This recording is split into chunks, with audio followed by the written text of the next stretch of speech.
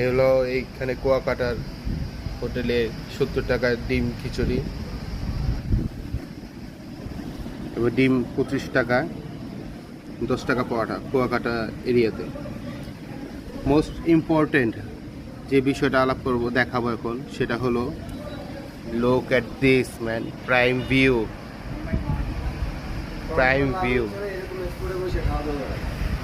সেটাই হলো মামার, খুব ভালো ব্যবহার মামার। মামা এইদিকে হোটেলের নাম কি?